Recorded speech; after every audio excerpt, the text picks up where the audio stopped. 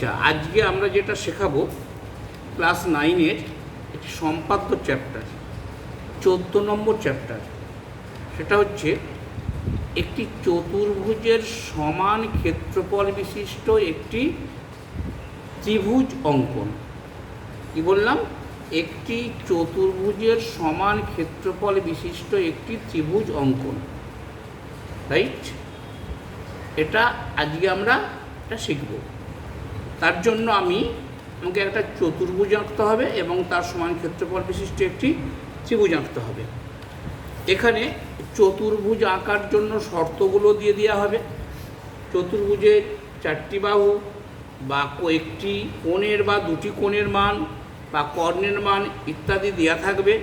সেই চতুর্ভুজটি আঁকতে হবে এবং চতুর্ভুজের সমান ক্ষেত্রফল বিশিষ্ট একটি ত্রিভুজ আঁকতে হবে। তো আমি এখানে প্রথমে বইয়ের অনুশীলনীর কোনো অঙ্কতে না গিয়ে আমার মতো করে আমি একটি চতুর্ভুজ আঁকছি। দেখো তোমরা, আমার মতো করে আমি একটি চতুর্ভুজ আঁকছি।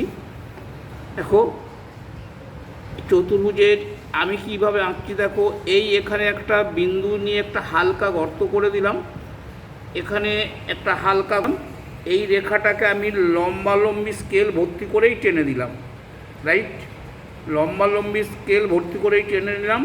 এখান থেকে ধরো তোমার পছন্দ মতো আমি একটা 7 সেমি বাহু নিলাম।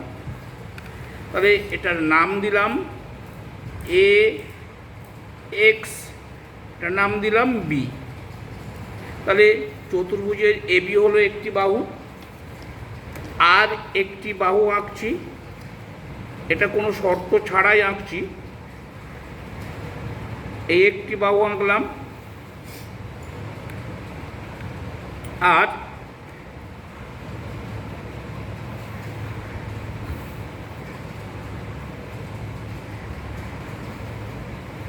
একটি চতুর্ভুজ আঁকলাম A B C D, right?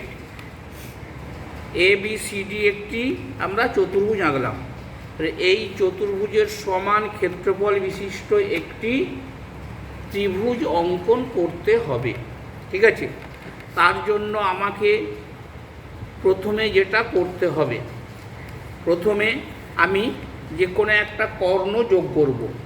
এখানে আমি বিডি কর্ণ যোগ করছি, বিডি কর্ণ যোগ করলাম। আমি এসি কর্ণও যোগ করতে পারি। এসি কর্ণ যোগ করলে ত্রিভুজটা এই দিকে আঁকা হবে, তখন এই দিকের জায়গাটা যেহেতু আমার কম আছে, তাই এসি কর্ণটা যোগ করলাম না, বিডি কর্ণ যোগ করলাম। এবার আমাকে যেটা করতে হবে, বিডি কর্ণ সি বিন্দু দিয়ে আই রিপিট, সি বিন্দু দিয়ে বিডি কর্ণের সমান্তরাল একটি সরলরেখা আঁকতে হবে। কি বললাম? সি বিন্দু দিয়ে বিডি কর্ণের সমান্তরাল একটি সরলরেখা অঙ্কন করতে হবে। সেটা করার জন্য আমাকে কি করতে হবে দেখো, খুব ভালো করে খেয়াল করো যে সি বিন্দু দিয়ে বিডি কর্ণের সমান্তরাল, রাইট? তাই আমি প্রথমে বিডি বাহুর দৈর্ঘ্য নিলাম, বিডি বাহুর কম্পাসের সাহায্যে বিডি বাহুর দৈর্ঘ্য নিলাম, সিতে বসালাম, রাইট? সিতে বসিয়ে একটি বৃত্তচাপ টানলাম, ক্লিয়ার? কম্পাস তুলব না তুলে সিডি বাহুর দৈর্ঘ্য নিলাম, রাইট? সিডি বাহুর দৈর্ঘ্য নিলাম। আবার বিতে নেমে এলাম, বিতে বসিয়ে আরেকটি বৃত্তচাপ, রাইট? মনে করি বৃত্তচাপ দুটি পি বিন্দুতে ছেদ করলো। এই ক্রস পয়েন্টটাকে আমি পেন্সিল দিয়ে স্পষ্ট করলাম, তোমরাও এটা করবে। এটাকে পি বিন্দু দিলাম। এইবার আমি স্কেলের সাহায্যে পি এবং সি বিন্দুটা যুক্ত করলাম, পি এবং সি বিন্দু যুক্ত করলাম। তোমরা খেয়াল করে দেখো, বিডি সমান্তরাল সিপি হয়েছে, রাইট? বিডি সমান্তরাল সিপি। এবার দেখো সিপি এ এক্সকে একটি বিন্দুতে ছেদ করেছে। এই বিন্দুটার নাম আমি দিলাম ই, এই বিন্দুটার নাম দিলাম ই, হয়েছে? এই বিন্দুটার নাম দিলাম ই, ক্লিয়ার? এবারে ডি আর ই, ডিই যুক্ত করলাম। আগে পেন্সিল বসালাম, দুটো বিন্দুতে স্কেল ঢেলে দিলাম, দিয়ে ডিই যুক্ত করে দিলাম। তাহলে একটা ত্রিভুজ পেলাম এডিই, রাইট?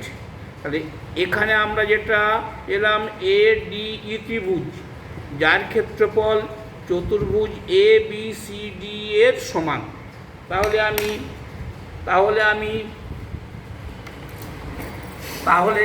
আমি কি লিখলাম? উপরের চিত্রে